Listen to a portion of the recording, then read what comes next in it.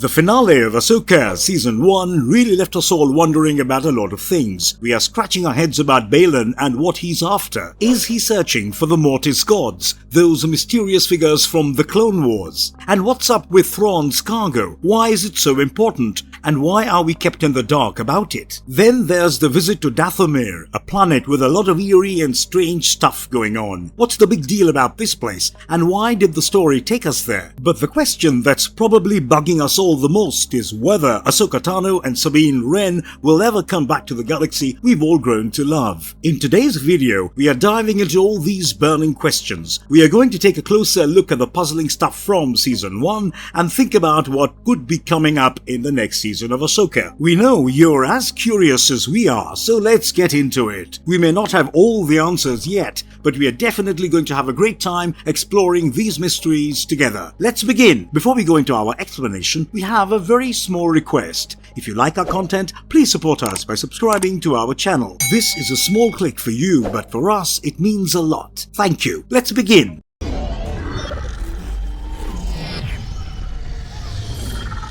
What really happened at the end of Season 1? Let's do a quick recap. The rollercoaster that was the Ahsoka Season 1 finale has left us on a thrilling yet unnerving high. Let's get the bad news out of the way first. Despite their best efforts, Ahsoka and Sabine couldn't stop Thrawn and the Grandmothers from making their escape from Peridea with their mysterious cargo. The upside? They did manage to take out Morgan Elsbeth in the process. And let's face it, she totally had it coming. Now here's the kicker that may be even worse news for fans. Ahsoka and Sabine are now stuck on Peridea. Interestingly, they don't seem too bummed about it. It's almost as if Ahsoka agrees with Thrawn's sentiment that a wandering Ronin like her might find a kind of home on a planet like this. But wait, they aren't alone on this planet. Babylon Skoll and Shin Hati are also there, both seen in the finale's closing montage. While it's likely we don't see Babylon Skoll again, given the unfortunate passing of the actor Ray Stevenson, his presence still adds a layer of complexity to the plot. Plus, we've got Huyang, who's come through the whole ordeal, no doubt thanks to the captivating voice acting of David Tennant. Now let's sprinkle in some good news. Ezra did make it out. He was initially disguised in stolen stormtrooper armor on Thrawn's Star Destroyer, but he didn't stay put. Viewers got the joy of watching him reunite with Chopper and Hera on a hijacked Imperial shuttle. It's the closest thing we've got to a feel-good moment in the finale. But even this reunion teases more drama down the line,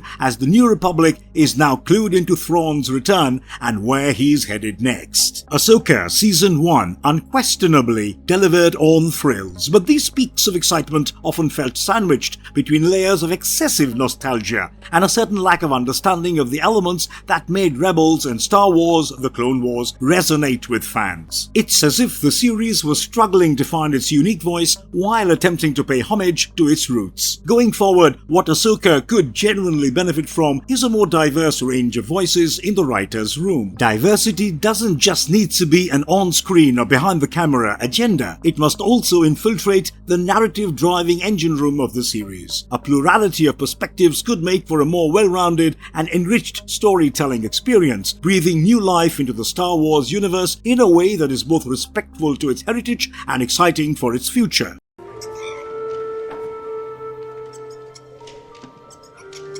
What is the significance of the bird at the end of Ahsoka Episode 8? This ethereal creature is highly likely to be Morai, the mystical convor, a bird-like being that has been deeply intertwined with Ahsoka Tano's story arc across multiple Star Wars series. Now, to understand the gravity of Morai's appearance, we must traverse back to the conceptually challenging Mortis Arc in Star Wars: The Clone Wars, where Ahsoka, along with Anakin Skywalker and Obi-Wan Kenobi, encountered three Force wielders known as the Father, the Son, and the Daughter. The Daughter, a symbol of the light side of the Force, sacrificed her own life energy to resurrect Ahsoka. The mysterious Morai is commonly theorized to either be a reincarnation of the Daughter herself or perhaps her ethereal companion, her familiar. so to speak. Morai's reappearances aren't random but seem deliberately timed to moments of profound importance in Ahsoka's life. Remember when Darth Vader came upon the ruins of the Tribunal and discovered Ahsoka's Clone Wars era lightsaber? Dave Filoni, the custodian of the Star Wars animated universe, has been coy about detailing Morai's exact nature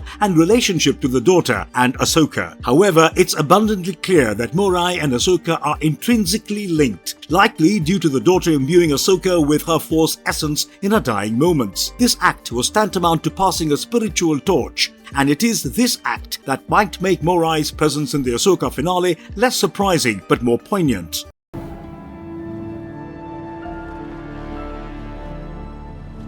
What is the significance of Skoll and the Mortis statues at the ending shot of the Ahsoka finale? From the moment he appeared in Ahsoka, Baylan Skoll, brilliantly portrayed by the late Ray Stevenson, was clearly not just another Imperial leftover. He felt a strong calling to the planet Peridia and decided to separate from his apprentice Shin Hati to pursue it. By episode 8, we find him in a momentous scene standing on a statue of the Father, a character directly linked to the mysterious Mortis Arc in The Clone Wars. For those who may not be familiar, the Mortis Arc is an unforgettable part of the Clone Wars series where our heroes, Anakin, Ahsoka and Obi-Wan, find themselves in Mortis, a weird place that's more like a Force anomaly than a physical location. Here they encounter three unique beings, the Father representing balance, the Son embodying the dark side, and the daughter symbolizing the light side. These beings had a transformative impact on our heroes, notably Ahsoka, who was actually brought back to life by the daughter's life force. Back to Baylan Skoll. Why are statues of these comic characters on Peridia? It's a question that's buzzing in every fan's mind. Baylan himself has shown complex morals, often swinging between light and dark elements, so it's unclear whether the Father or the Son is influencing him. Both characters died in the Mortis Arc of Clone Wars. But hey, this is Star Wars.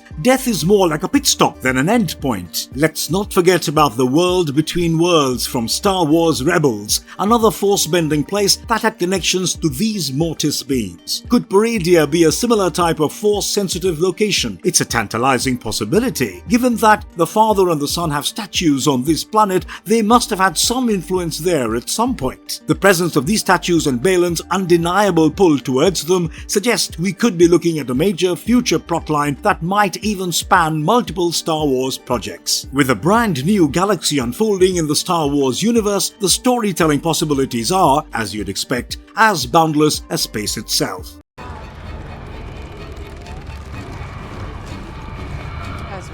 Thrawn's Army of the Undead explore. When we saw Thrawn for the first time on Ahsoka live-action series, it's immediately clear that they have been isolated for about 9 years. Their armor is aged and patched up, signaling their battle-worn state. What's fascinating is the way these troopers chant Thrawn's name, something you'd expect from a cult, not a standard Imperial army. But things get weirder. Thrawn is very careful about how he uses these night troopers, telling Elsbeth that their numbers have dwindled. No other Imperial officers are around, just these troopers who eerily remain silent, except for their robotic-voiced leader Enoch. And the fear of these troopers being a bunch of zombies became true in the season finale. Even after suffering defeats at the hands of Ahsoka, Sabine and Ezra, Thrawn's army remains a formidable force, thanks in part to the dark magic of the Night Sisters. These aren't your average zombies. They follow unique rules that make them even more dangerous. Unlike traditional zombies, these reanimated troopers aren't easily taken down. They can endure until they are either completely dismembered